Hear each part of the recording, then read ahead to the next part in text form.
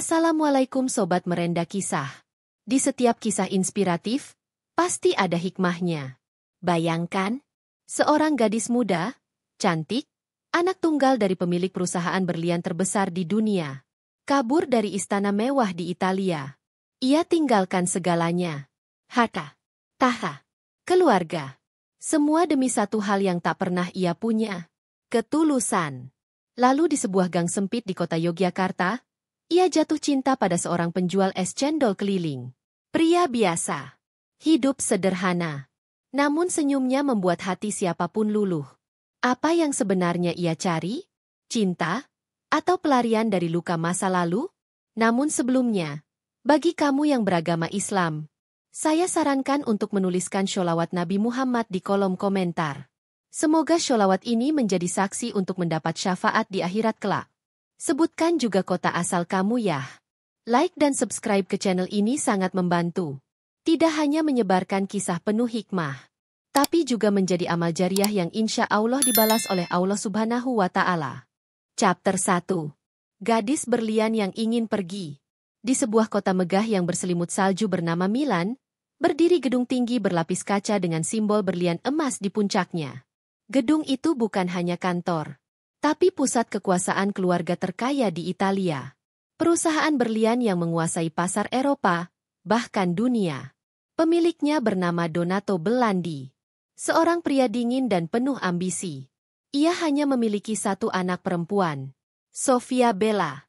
Sofia adalah simbol kesempurnaan. Kulit putih bersih, rambut coklat terang bergelombang, mata hijau tajam seperti zamrud. Usianya baru 25 tahun. Tapi dunia sudah mengenalnya sebagai pewaris berlian paling berharga di Eropa. Sejak kecil, hidup Sofia penuh aturan. Ia sekolah di tempat terbaik, belajar seni, ekonomi, bisnis.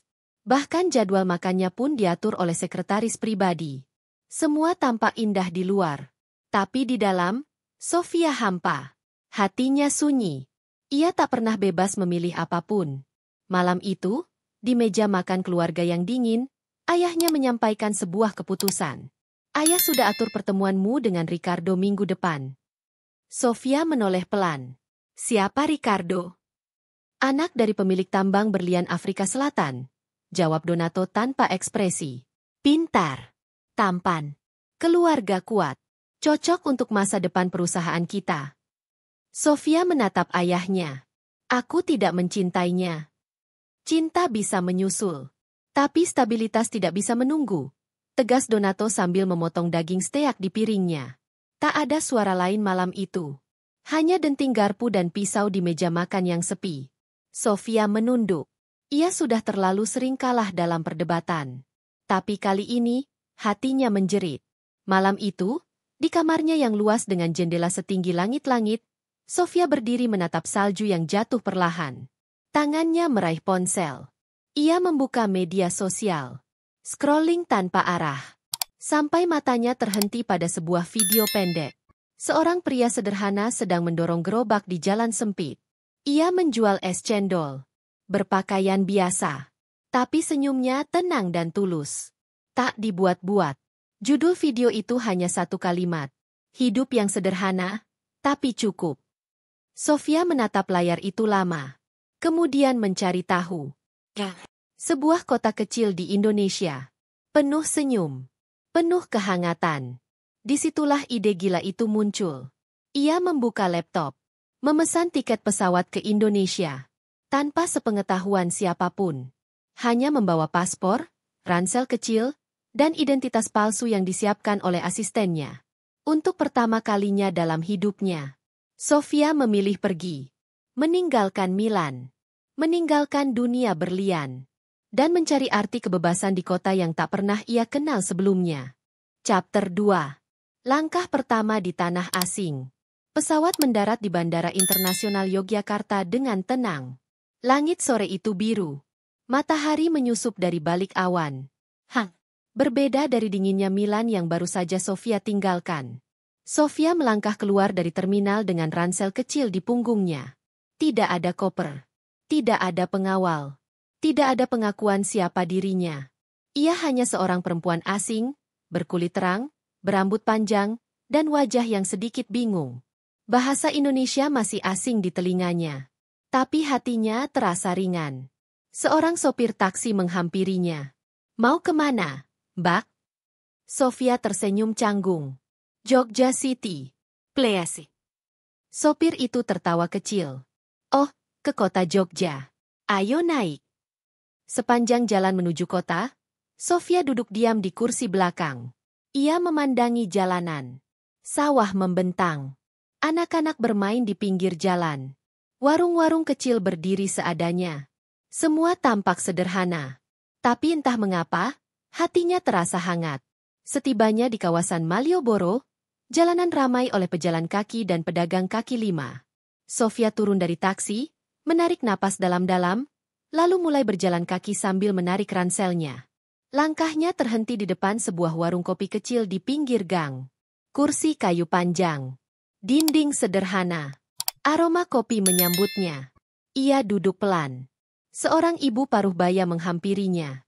"Mau pesan apa, Mbak?" Sofia membuka ponselnya.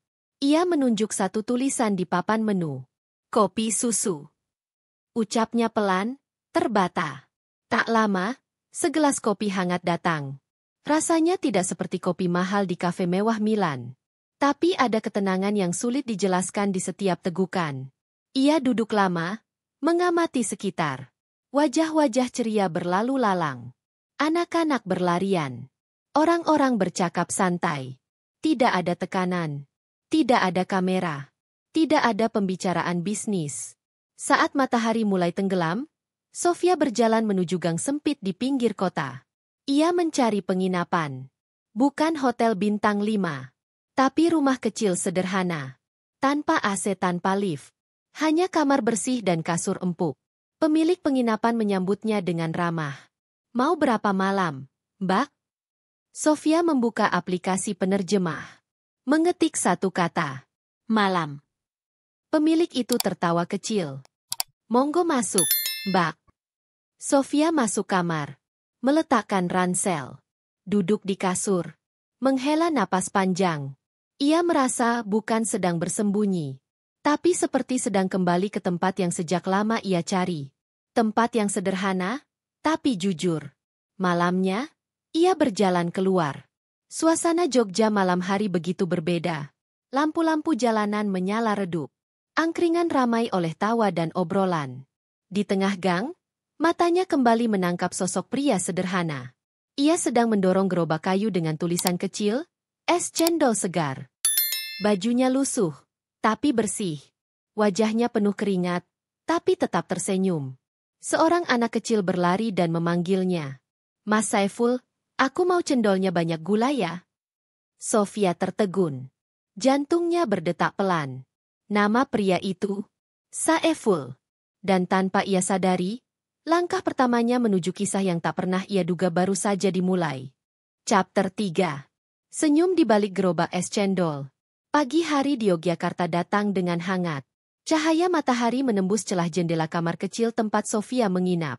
Ia bangun lebih awal. Tidak ada bunyi alarm, tidak ada jadwal rapat, tidak ada pesan dari sekretaris pribadi. Hanya suara burung bersahutan, dan semilir angin yang menyapa pelan. Sofia mengenakan kaos polos dan celana panjang sederhana. Ia mengikat rambutnya ke belakang. Tidak ada make-up, tidak ada perhiasan mahal. Tapi untuk pertama kalinya dalam hidup, ia merasa ringan. Ia keluar penginapan, berjalan kaki menuju warung dekat gang. Sarapan nasi goreng sederhana dengan teh hangat. Rasanya sedikit pedas, tapi cukup mengenyangkan. Setelah itu, langkahnya mengarah ke jalan yang sama seperti malam sebelumnya. Hatinya menuntunnya ke tempat itu. Tempat di mana ia melihat pria dengan senyum yang berbeda dari siapapun yang pernah ia kenal. Dan benar saja. Di ujung gang, gerobak itu sudah siap. Tulisan cat hijau yang hampir pudar, kaca bening berisi santan, gula merah, cincau, dan serutan es batu. Saiful Hidayat. Pria yang kemarin melayani anak kecil dengan sabar, kini tengah membersihkan mangkuk satu persatu. Gerobaknya bersandar di bawah pohon kecil, siap dijalankan untuk berkeliling. Sofia berdiri cukup jauh, memperhatikan diam-diam. Ia membuka ponselnya. Mengetik kalimat singkat di aplikasi penerjemah. Es cendol 1. Mas. Ia berlatih pelan. Mengulang kalimat itu dengan logat yang masih asing. Pipinya memerah setiap kali ia merasa pengucapannya keliru. Tapi ia terus mencoba. Beberapa menit kemudian, dengan langkah pelan dan jantung berdebar, ia mendekati gerobak itu. Saiful menoleh. Matanya sedikit membesar melihat perempuan bule berdiri di depan gerobaknya. Ia sempat terdiam. Tapi senyum ramah segera muncul di wajahnya. Sofia mengucapkan kalimat hafalannya. Es cendol 1 mas. Logatnya jelas asing. Tapi ucapannya cukup dimengerti. Saiful tersenyum. 1 ya, Mbak? Tunggu sebentar. Dengan cekatan, tangan Saiful mulai meracik. Ia mengambil gelas plastik, menuangkan cendol hijau, santan kental, sirup gula merah, lalu menaburkan es serut di atasnya. Sofia memperhatikan setiap gerakan itu. Bagi banyak orang, mungkin ini pemandangan biasa. Tapi baginya, ini adalah seni. Seni ketulusan. Saat gelas cendol diserahkan, Sofia mengeluarkan uang lembaran besar. Saiful menerima, lalu mengernyit pelan. Enggak ada uang kecil ya, Mbak? Sofia bingung. Ia tidak sepenuhnya paham apa yang diucapkan Saiful. Tapi nada suara dan ekspresinya cukup menjelaskan. Ia buru-buru merogoh tasnya, berharap menemukan pecahan kecil. Tapi nihil. Saiful tertawa pelan. Sebentar, saya tukar dulu ke warung sebelah. Ia berlari kecil ke warung terdekat, meninggalkan Sofia yang berdiri sambil memegang gelas cendol dingin di tangannya. Beberapa anak kecil lewat dan menatapnya heran. Mungkin mereka tak biasa melihat perempuan asing memegang cendol di tengah kampung. Saiful kembali dan menyerahkan kembalian. Ini kembaliannya, Mbak. Sofia mengangguk pelan. Terima kasih, Mas. Ia duduk di bangku kecil dekat gerobak. Perlahan menyeruput es cendol pertamanya. Rasa dingin, manis, dan gurih bercampur. Tapi ada satu rasa yang lebih kuat. Rasa nyaman. Saiful duduk di sisi gerobak sambil mengelap tangannya dengan kain. Ia memandangi Sofia dengan penasaran. Tapi tak banyak bertanya. Hanya satu kalimat yang akhirnya ia ucapkan. Liburan ya, Mbak? Sofia menatapnya. Ia memahami sebagian kalimat itu. Ya, liburan. Saiful tersenyum. Sendirian? Sofia mengangguk. Obrolan itu sederhana. Tapi cukup untuk menyalakan rasa penasaran di hati keduanya. Hari itu, bukan hanya Sofia yang mencicipi es cendol untuk pertama kalinya. Tapi juga Saiful, yang merasakan bahwa mungkin, perempuan asing itu akan menjadi bagian dari kisah yang tak pernah ia bayangkan. Chapter 4. Belajar bahasa, belajar rasa. Sudah 2 hari sejak Sofia pertama kali mencicipi es cendol buatan Saiful. 2 hari pula ia bangun pagi dengan semangat yang berbeda. Rutinitasnya kini sederhana. Sarapan di warung, berjalan menyusuri gang kecil, lalu menanti gerobak es cendol berwarna hijau pudar itu muncul dari tikungan. Ia belum banyak bicara dengan Saiful. Tapi rasa penasarannya tumbuh. Bukan hanya karena cendolnya enak, tapi karena sosok pria itu tenang, ramah, dan tidak dibuat-buat. Jauh dari lelaki-lelaki penuh ambisi yang biasa Sofia temui di dunianya tempat dia berasal dan tumbuh. Namun untuk bisa mengenal Saiful lebih dalam, Sofia tahu satu hal. Ia harus belajar bahasa. Pagi itu, ia duduk di teras penginapan. Di tangannya, sebuah buku catatan kecil. Ia mulai menulis kata-kata dasar dalam bahasa Indonesia. Terima kasih. Berapa? Enak. Maaf. Lalu mulai menulis nama-nama bahan es cendol. Santan. Gula merah. Cincau. Es batu. Ia mengucapkan satu persatu sambil menirukan pelafalannya dengan pelan. Tiba-tiba, seorang gadis kecil menghampirinya. Anak pemilik penginapan. Umurnya sekitar 8 tahun. Rambutnya dikuncir 2. Matanya polos dan ceria. Kakak boleh belajar bahasa ya? Tanya gadis kecil itu sambil tersenyum. Sofia mengangguk. Gadis kecil itu lalu duduk di sampingnya. Tanpa diminta, ia mulai menunjuk satu persatu tulisan Sofia, lalu mengoreksi pengucapan dengan gaya polos khas anak-anak. Ini bukan kolang king, Kak, tapi kolang kaling. Sofia tertawa kecil. Kolang-kaling. Betul, seru si gadis sambil bertepuk tangan. Mereka belajar bersama hampir 2 jam. Tak ada rasa canggung. Justru Sofia merasa hangat. Seperti punya teman kecil yang tulus membantu tanpa pamrih. Sebelum si gadis pergi, Sofia berkata dengan susah payah. Terima kasih teman kecil. Gadis itu tertawa senang. Sama-sama, kakak bule. Sore harinya, Sofia kembali berjalan ke arah tempat biasa. Hatinya berdebar. Ia ingin mencoba bicara lebih banyak pada Saiful. Kali ini bukan dengan bantuan aplikasi, tapi dengan kata-kata hasil belajarnya sendiri. Gerobak es cendol sudah ada di sana. Saiful tengah melayani seorang ibu dan 2 anak kecil. Setelah selesai, ia menoleh. Matanya sedikit terkejut melihat Sofia kembali. Oh, halo. Mbak, sapanya ramah. Sofia mendekat, lalu berkata dengan percaya diri. Mau es cendol 1? Saiful tertawa kecil. Wah, sudah lancar sekarang ya. Sofia hanya tersenyum malu. Saiful mulai meracik es cendol. Sambil bekerja, ia bertanya. Namanya siapa? Sofia ragu sejenak. Tapi akhirnya ia menjawab. Sofi.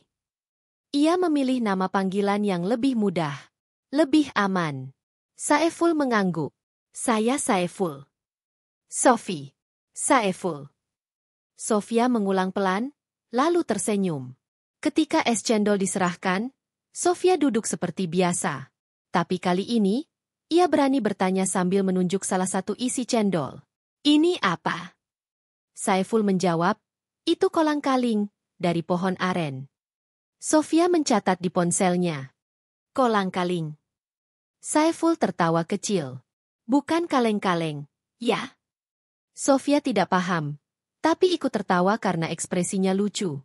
Obrolan singkat itu terasa ringan, tapi membuat Sofia merasa diterima. Dan ketika pembeli mulai datang lagi, Sofia tetap duduk di sana memperhatikan. Mencatat. Belajar. Hari itu, ia tidak hanya belajar bahasa, tapi juga belajar satu hal penting. Bahwa kadang, senyum dan ketulusan bisa menyambungkan 2 dunia yang sama sekali berbeda, bahkan mungkin itu hanya mimpi untuk banyak orang. Chapter 5. Membaur dengan kehidupan baru. Pagi itu, Sofia sudah bangun lebih awal dari biasanya. Rambutnya ia kepang sederhana. Bajunya pun seadanya, daster yang sedikit terbuka karena hawa Jogja meski pagi, lumayan buat dirinya kegerahan. Tapi tidak ada rasa malu. Tidak ada rasa takut dinilai. Hari itu, ia punya rencana. Ia ingin ikut membantu Saiful berjualan. Beberapa hari terakhir, rutinitasnya sudah berubah total. Dari gadis bangsawan yang hidup di istana berlian, menjadi asisten dadakan seorang penjual es cendol keliling. Tapi anehnya, tidak ada rasa kehilangan. Justru ada kebahagiaan yang tak pernah ia temui sebelumnya. Saiful awalnya ragu. Tapi karena Sofia terus datang, terus belajar, dan selalu antusias, ia mulai terbiasa. Bahkan hari itu, ia mengajari Sofia cara menyiapkan bahan-bahan sebelum gerobak dorong itu melintasi gang demi gang. Di halaman belakang penginapan, Sofia berdiri sambil mencuci kolang-kaling. Tangannya lambat, tapi penuh semangat. Saiful menyiapkan sirup gula merah dan memeriksa roda gerobak. Jam 8 kita jalan, kata Saiful sambil menutup tempat es. Kita biasa tiba di sekolah sekitar jam 9. Pas anak-anak keluar istirahat. Kalau lebih siang, mereka udah balik ke kelas. Nanti sepi. Sofia mengangguk. Siap. Mereka berangkat menyusuri jalur biasa. Melewati perkampungan, gang sempit, hingga sampai di depan sebuah sekolah dasar. Disinilah pelanggan Saiful paling banyak. Anak-anak kecil sudah hafal bunyi roda gerobaknya. Tepat pukul 9 pagi, bel istirahat berbunyi. Pintu-pintu kelas terbuka. Anak-anak berlarian keluar dengan tawa riang. Saat melihat gerobak es cendol, mereka bersorak. Namun hari itu ada yang berbeda. Warga sekitar mulai memperhatikan bule cantik yang ikut dorong gerobak es cendol. Mas Saiful sekarang jualannya ditemani bule ya? Celetuk seorang ibu-ibu. Saiful hanya senyum. Sofia tidak mengerti semua kata. Tapi ia tahu orang-orang sedang bicara tentangnya. Salah satu anak kecil menunjuk Sofia. Kak, Aku mau yang banyak gulanya ya. Sofia tertawa pelan. Ia menoleh ke arah Saiful, memastikan ia mengerti maksud si anak. Setelah dapat isyarat, Sofia mulai membuatkan es cendol. Walau masih pelan dan belum terlalu rapi, hasilnya cukup baik. Enak kok, kata si anak sambil nyeruput dengan semangat. Orang-orang mulai antre. Gerobak ramai. Saiful dan Sofia bekerja berdampingan. Ia membantu meracik bahan, menuang santan, menata es, dan sesekali mengelap gelas. Beberapa warga diam-diam memotret dari kejauhan. Jarang ada bule cantik yang ikut jualan di tengah kampung. Tapi Sofia tidak peduli. Ia hanya ingin terus di sini. Setelah pelanggan mulai sepi, mereka duduk di bawah pohon rindang. Kamu tidak malu bantu saya? Tanya Saiful pelan. Sofia menggeleng. Saya suka. Senang. Banyak belajar. Saiful mengangguk. Meski masih heran, ia mulai memahami. Mungkin gadis ini memang sedang mencari sesuatu. Bukan tempat, tapi rasa. Rasa menjadi manusia biasa. Saat siang mulai terik, mereka berteduh di bawah atap warung kecil. Saiful membuka bekal nasi bungkus dari plastik. Ia menyerahkan satu ke Sofia. Mau coba? Tanyanya. Sofia menerima dengan hati-hati. Isinya nasi, tempe goreng, sambal, dan sayur lodeh. Ia mencium aromanya, lalu mencicipi pelan. Enak, tapi pedas, katanya sambil tersedak kecil. Saiful tertawa. Sambalnya memang pedas. Meski begitu, Sofia tetap menghabiskan makanannya. Ia tidak ingin terlihat manja. Ia benar-benar menikmati setiap suapan. Sambil makan, ia menatap Saiful. Kenapa kamu jualan es cendol?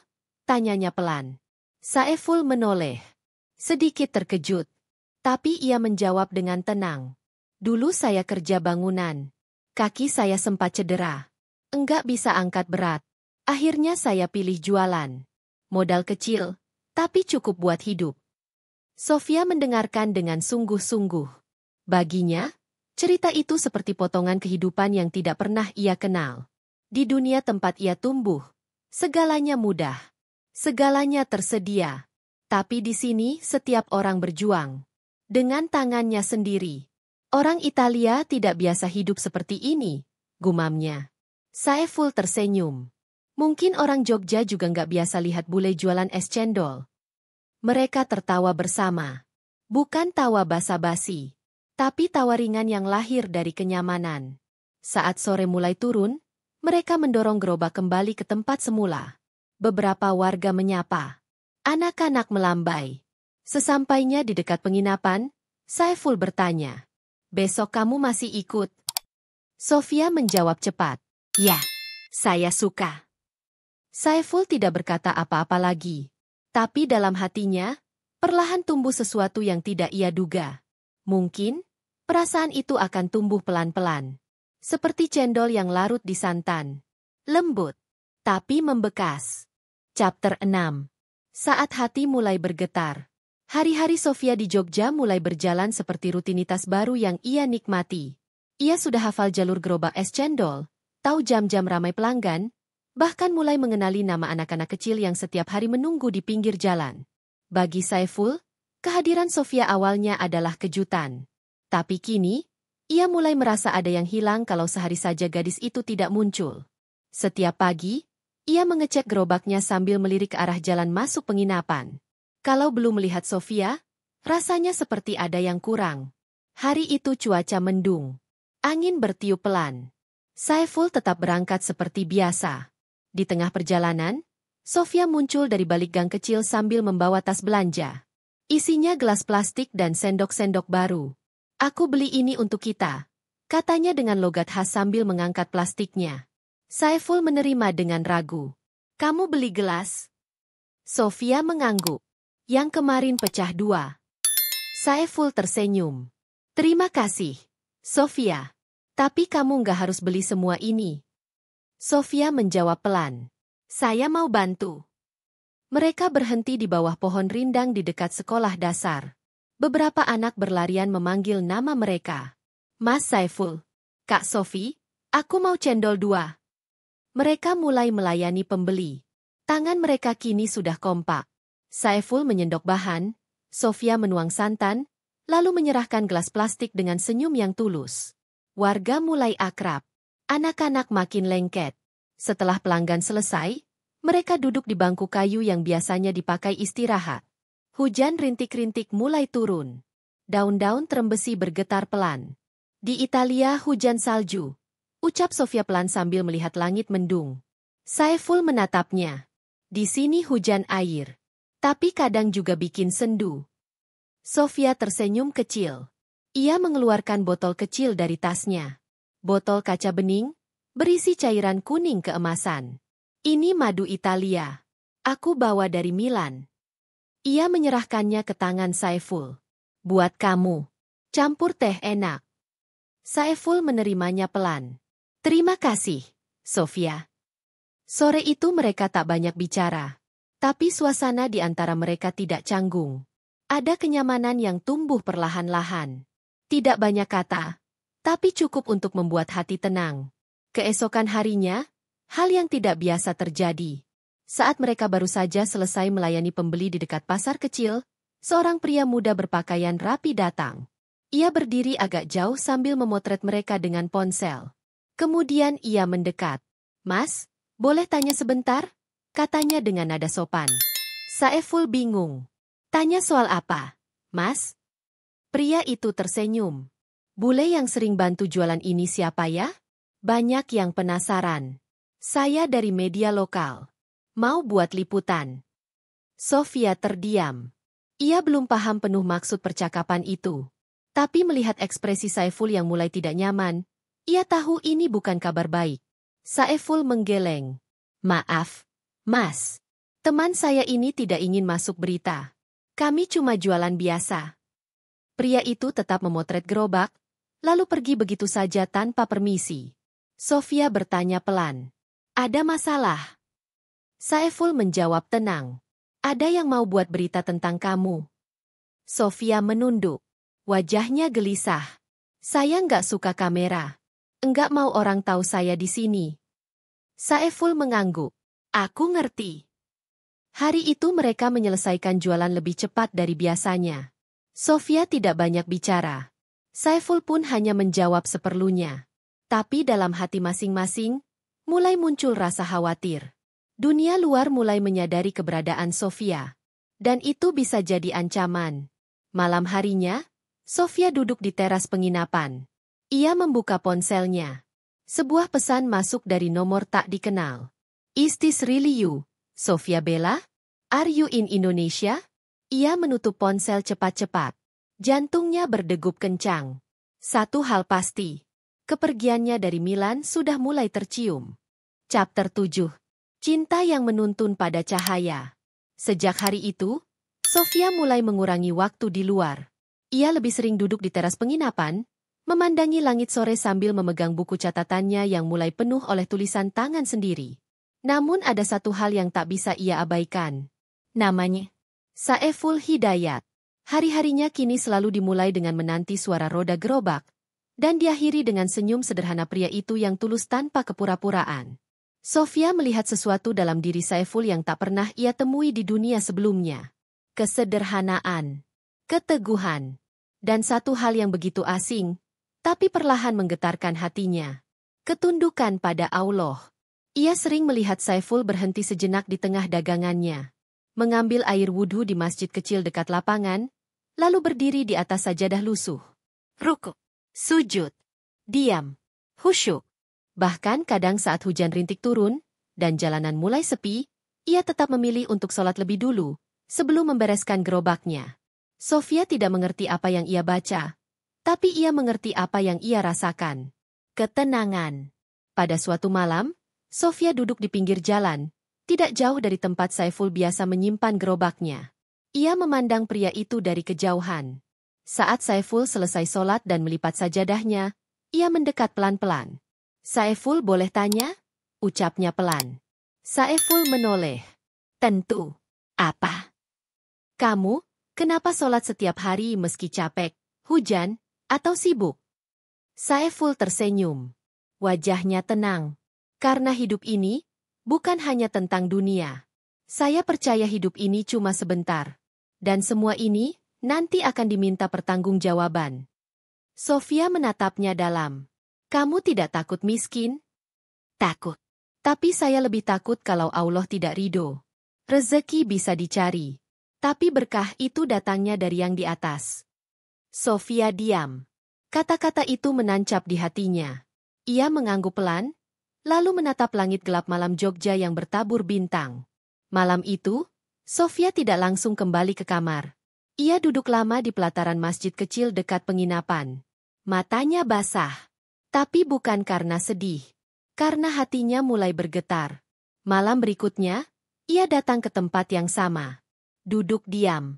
Mengamati jamaah sholat. Lalu menghampiri ibu-ibu yang sedang menyapu halaman masjid. Maaf, saya boleh belajar tentang Islam. Ibu itu terkejut sejenak, lalu tersenyum haru. Boleh. Dengan senang hati. Hari-hari berikutnya, Sofia mulai belajar membaca. Belajar makna. Belajar mengenal Allah. Ia tidak hanya mencatat kata baru, tapi ayat yang membuat jiwanya tenang. Beberapa minggu kemudian, saat Saiful sedang merapikan gerobaknya, Sofia datang. Wajahnya bersinar. Tangannya memegang selembar kertas kecil. Aku sudah ucapkan syahadat pagi tadi. Saiful terdiam. Matanya berkaca-kaca. Tangannya yang biasa kuat mendorong gerobak, kini bergetar. Sofia melanjutkan. Bukan karena kamu, tapi karena Allah menunjukkan lewat kamu. Lewat caramu hidup. Cara kamu percaya. Saiful tidak berkata apa-apa. Ia hanya menatap langit dan berbisik lirih. Alhamdulillah. Malam itu, di bawah langit Jogja yang tenang, dua hati dari dunia berbeda duduk berdampingan. Tak ada pesta. Tak ada peluk. Hanya sepasang tangan yang bersentuhan pelan. Dan bisikan doa dalam hati masing-masing. Sofia kini bukan lagi tamu dari Italia. Ia telah menemukan rumah. Bukan hanya di tempat tapi di dalam keyakinan. Chapter 8. Pilihan yang tidak bisa dibeli. Sejak hari Sofia mengucap 2 kalimat syahadat, hidupnya benar-benar berubah. Ia tidak lagi menyimpan ponselnya dengan gelisah. Tidak lagi bertanya tentang dunia yang ia tinggalkan. Kini, ia mulai belajar menyesuaikan diri sebagai muslimah. Ia membeli kerudung sederhana dari pasar dekat penginapan. Memakai baju lengan panjang. Tak ada yang menyuruh. Ia hanya ingin. Karena dalam hatinya, ada kerinduan yang baru. Ia mulai ikut sholat berjamaah. Belajar membaca Al-Quran dari ibu-ibu di langgar kampung. Dan setiap malam, ia mencatat arti kata-kata yang ia dengar sepanjang hari. Bahasa Indonesianya makin lancar. Logatnya masih asing, tapi kata-katanya makin dalam. Saiful memperhatikannya dari kejauhan. Ia tak banyak bicara, tapi senyumnya tidak bisa disembunyikan. Dalam diam, ia mengagumi keberanian Sofia. Dari seorang gadis kaya raya yang dikelilingi berlian, kini rela tinggal di kamar sempit dan makan nasi bungkus setiap hari. Sore itu, di bawah pohon tempat biasa mereka istirahat, Sofia duduk di samping Saiful. Angin bertiup pelan. Daun-daun jatuh perlahan ke tanah. Aku sudah pikirkan ini lama, kata Sofia. Saiful menoleh. Apa? Aku ingin jadi warga Indonesia. Saiful terdiam. Matanya menatap lurus. Aku ingin tinggal di sini. DJ. Selamanya. Aku ingin menikah dengan kamu. Saiful kaget. Matanya membesar. Sofia, kamu yakin? Sofia mengangguk pelan. Hidupku yang dulu penuh harta, emas dan berlian. Tapi sepi. Di sini, aku cuma minum teh dan makan tempe. Tapi aku tenang. Saiful menarik napas panjang. Ia tidak langsung menjawab. Tapi dalam hatinya, ada harapan yang selama ini ia kubur pelan-pelan. Malam itu, mereka bicara pada pemilik penginapan. Lalu menemui pengurus masjid. Mengurus syarat-syarat pernikahan. Semua berjalan sederhana. Tidak ada gaun mahal. Tidak ada tamu bangsawan. Hanya selembar kertas, 2 saksi, dan restu warga kampung yang sudah menganggap Sofia seperti saudara sendiri. Beberapa hari kemudian, di halaman masjid kecil dengan tikar seadanya, Sofia dan Saiful duduk bersimpuh. Ijab kabul, diucapkan dengan suara lantang oleh Saiful.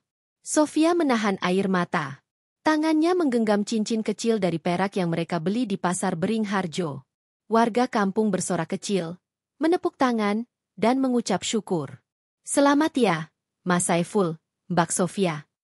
Semoga langgeng sampai tua. Jangan lupa tetap jualan es cendol. Mereka tertawa bersama. Saiful memandang Sofia. Wajah istrinya kini tak hanya cantik, tapi bercahaya. Ia tahu, cinta mereka bukan dibangun di atas uang, tapi di atas rasa saling percaya, saling menerima, dan iman yang sama. Namun jauh di belahan bumi lain, di sebuah rumah megah di Milan, seorang pria bernama Donato Belandi menatap layar laptop dengan wajah tegang. Di layar, terlihat sebuah video amatir pernikahan sederhana di Indonesia. Bule cantik yang menikah dengan penjual es cendol. Wajah Donato mengeras. Dia sudah melangkah terlalu jauh, gumamnya. Ia mengambil ponselnya, menekan nomor lama. Natalia, kamu harus ke Indonesia. Bawa pulang anak kita. Chapter 9. Ketika masa lalu mengetuk pintu. Sudah 2 minggu sejak Sofia dan Saiful resmi menjadi suami istri.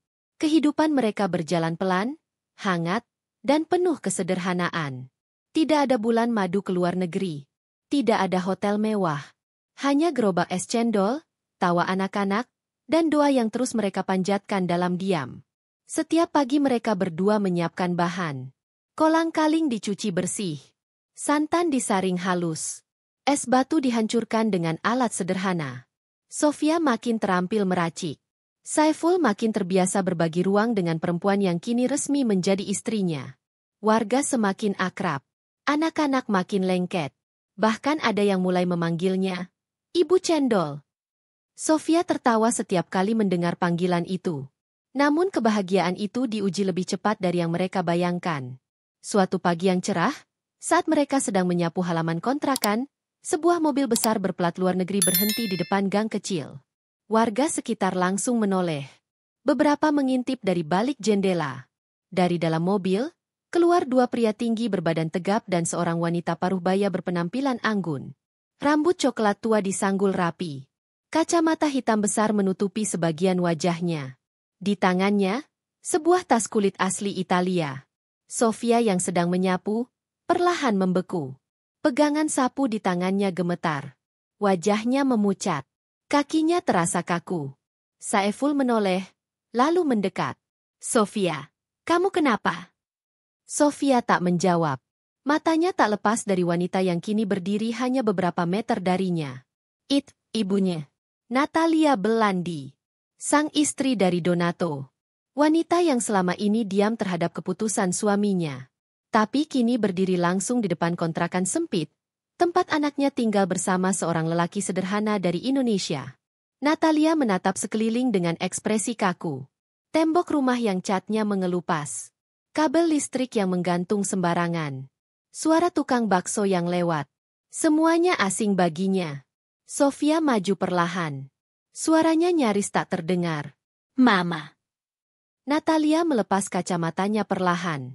Matanya menatap langsung ke wajah anaknya. Aku mau lihat sendiri tempat yang lebih kamu pilih daripada rumah kita.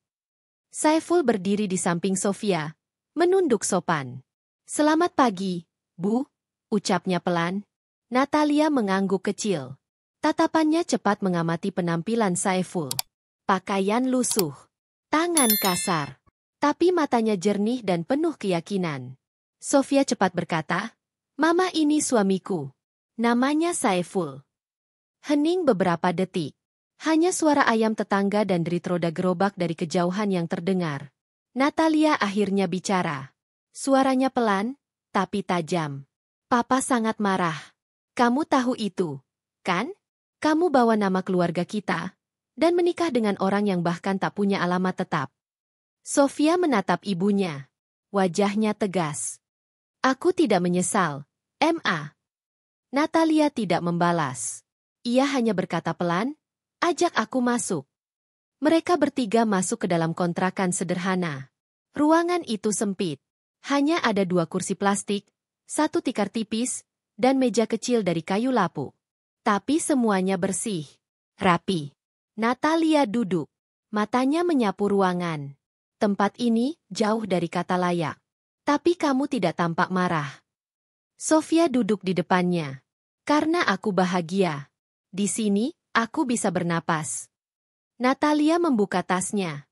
Mengeluarkan selembar foto lama. Foto Sofia kecil. Duduk di atas karpet merah mewah. Dikelilingi boneka emas dan perhiasan. Kamu dulu punya impian jadi pengusaha. Punya toko berlian sendiri. Sekarang, kamu bangga jadi penjual cendol. Sofia menatap ibunya. Matanya tidak goyah. Aku lebih bangga jadi istri dari pria yang jujur, daripada hidup di dunia yang penuh topeng. Natalia diam. Matanya mulai berkaca-kaca. Beberapa menit kemudian, mereka keluar dari kamar. Saiful yang sejak tadi duduk di luar, berdiri pelan. Wajahnya tenang. Tapi jelas ia cemas. Natalia berjalan ke arahnya. Lalu bertanya langsung. Apa kamu bisa jaga anak saya? Saiful menatap mata wanita itu dalam-dalam. Jawabannya mantap. Saya tidak punya janji besar, Bu. Tapi selama saya hidup, saya akan jaga dia. Natalia menatapnya lama. Lalu mengangguk kecil. Hari itu, Natalia duduk bersama mereka di warung kecil depan gang. Ia mencicipi es cendol untuk pertama kalinya. Raut wajahnya tetap datar, sampai ia menyeruput sendok pertama. Wajahnya berubah. Matanya melunak. Rasanya unik, katanya pelan. Sore hari sebelum kembali ke hotel, Natalia berdiri di depan gerobak es cendol. Kalau kamu bisa bahagia di sini, maka aku tidak akan mengganggu. Tapi jangan hilang. Kami tetap keluargamu. Sofia mengangguk. Matanya berkaca-kaca. Natalia masuk ke mobil. Sebelum mobil melaju, ia menurunkan kaca jendela dan berkata, kalau kamu dan suamimu libur jualan, coba sekali-sekali main ke Milan. Bawa cendolmu ke sana. Mobil itu perlahan menghilang di ujung gang. Sofia berdiri mematung. Lalu menoleh ke arah Saiful. Kamu siap jualan es cendol di musim salju? Saiful tertawa kecil. Asal kamu yang temani, di kutub pun aku siap. Chapter 10. Rumah itu bernama Jogja. Sejak hari Natalia pulang ke Italia, kehidupan Sofia dan Saiful kembali berjalan seperti biasa. Tapi ada yang sedikit berbeda. Tidak lagi ada rasa cemas di mata Sofia. Tidak ada lagi rasa takut ketahuan, atau bayangan masa lalu yang menghantui. Kini, ia benar-benar hidup di tempat yang ia pilih sendiri. Sofia mengurus dokumen keimigrasian. Dengan bantuan warga dan pengurus kelurahan, ia resmi menjadi warga negara Indonesia. Namanya kini tercatat sebagai Sofia Bella Hidayat. Ia tinggal bersama Saiful di kontrakan kecil yang mereka perbaiki perlahan. Cat tembok diganti, listrik dibenahi, dan halaman depan kini dihiasi tanaman cabai dan bunga matahari yang Sofia tanam sendiri. Setiap pagi mereka tetap mendorong gerobak es cendol. Warga sudah hafal jadwal mereka. Anak-anak kecil semakin akrab. Beberapa bahkan sering main ke rumah dan membantu mencuci gelas plastik bekas dagangan. Suatu sore, saat matahari condong ke barat dan suara adzan asyar terdengar dari masjid kampung, Saiful duduk di depan rumah, mengelap gelas satu persatu. Sofia menyeduh teh manis, menuangkan madu dari botol kecil yang dulu ia bawa dari Milan. Madu Italia di tanah Jawa rasanya beda ya, gumam Sofia sambil tersenyum. Saiful menatapnya. Lebih manis. Sofia mengangguk pelan. Lebih dari berlian. Beberapa minggu kemudian, warga kampung berkumpul di depan rumah mereka. Bukan untuk pesta mewah, bukan juga perayaan besar. Hanya tumpengan sederhana sebagai syukuran. Mereka merayakan satu hal yang tidak semua orang bisa miliki. Bukan harta, bukan nama besar, tapi kedamaian. Selamat ya, Mas Saiful.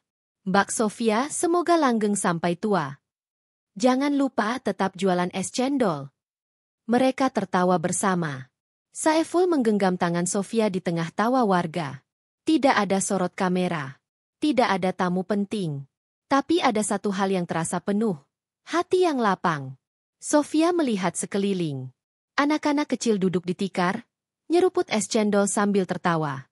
Para ibu ngobrol sambil mencicipi kerupuk. Para bapak membantu menyiapkan air galon dan menata kursi plastik. Disinilah rumah yang ia cari selama ini. Bukan istana. Bukan villa mewah. Tapi gang sempit di Jogja, dengan suara penjual gorengan lewat, aroma nasi kucing dari angkringan, dan suami yang setiap hari menggandeng tangannya menuju hidup yang jujur dan sederhana. Malam itu, sebelum tidur, Sofia membuka catatan kecilnya. Di halaman terakhir, ia menulis dengan tangan sendiri. Bukan berlian yang membuatku bertahan, tapi secangkir teh, semangkuk es cendol, dan seorang lelaki yang setiap sujudnya menyebut nama Allah dengan air mata. Disinilah rumahku. Di hatinya. Chapter 11. Dari gerobak ke seluruh Indonesia. Beberapa bulan telah berlalu sejak syukuran sederhana di depan rumah mereka. Musim hujan mulai berganti panas. Tanaman bunga matahari di depan rumah Sofia dan Saiful mekar cerah.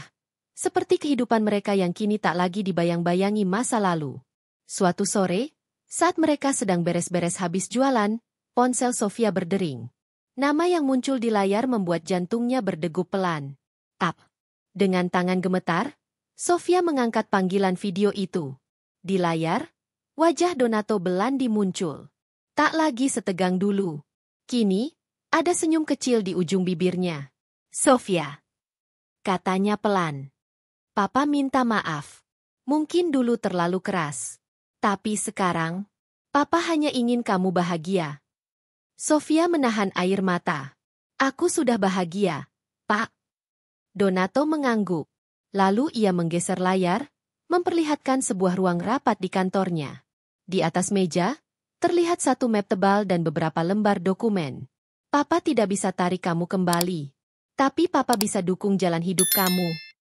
Beberapa hari kemudian, masuk notifikasi transfer dengan nominal cukup besar masuk rekening Sofia.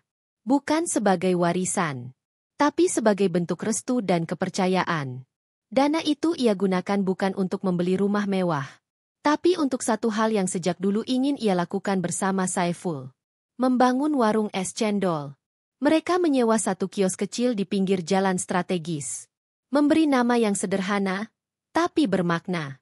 Cendol hati segelas rasa, setulus cinta. Warung itu laris. Ramai setiap hari. Banyak yang penasaran ingin mencicipi cendol buatan pasangan unik antara bule dan penjual keliling. Tapi yang membuat pelanggan kembali bukan hanya rasa, tapi cerita. Beberapa tahun berlalu. Dari satu warung, berkembang jadi 2, lalu 5, lalu puluhan cabang di berbagai kota. Sofia dan Saiful tidak pernah berambisi menjadi kaya raya. Tapi ketika usaha mereka tumbuh, mereka mengajak warga sekitar untuk ikut tumbuh bersama. Mereka membuka program franchise, memberikan pelatihan kepada pemuda putus sekolah, menyediakan bahan baku dari petani lokal, dan membuka peluang kerja bagi para ibu rumah tangga. Es cendol yang dulu dijual dari gerobak dorong, kini hadir di pusat-pusat kota, bahkan di bandara dan rest area tol. Namun ada satu hal yang tidak pernah mereka ubah. Di setiap sudut warung, selalu ada papan kecil bertuliskan, "Kami percaya, yang sederhana bisa membawa berkah, jika dikerjakan dengan ikhlas karena Allah." Dan di bagian kasir, sebuah foto tergantung. Foto lama. Waktu mereka berdua masih duduk di bawah pohon. Saiful mengenakan kaos lusuh. Sofia memakai kerudung sederhana. Di tangan mereka, 2 mangkuk es cendol dan tawa yang tidak dibuat-buat. Kini, mereka tidak hanya dikenal sebagai pasangan inspiratif, tapi sebagai simbol bahwa cinta sejati bukan soal siapa kamu, atau dari mana kamu berasal, tapi tentang siapa yang kamu pilih untuk saling mendoakan, dan saling menguatkan, sampai akhir waktu. Sofia menatap Saiful di halaman belakang rumah mereka yang kini lebih besar. Angin sore menyentuh wajahnya pelan. Ia tersenyum. Dulu aku datang ke Jogja karena lelah. Saiful menatapnya. Sekarang? Sofia menjawab pelan. Sekarang aku tinggal di sini, karena cinta. Terima kasih telah mengikuti kisah ini sampai akhir. Sobat Merenda Kisah. Dari gerobak sederhana, hingga cinta yang tumbuh di hati yang paling tulus. Sofia dan Saiful telah mengajarkan kita, bahwa kebahagiaan sejati bukan soal kemewahan, tapi tentang keberanian memilih cinta yang jujur, dan hidup apa adanya. Jika kisah ini menyentuh hatimu, bantu kami terus berkarya. Like, share, dan subscribe channel Merenda Kisah. Sampai jumpa di cerita selanjutnya. Wassalamualaikum warahmatullahi wabarakatuh.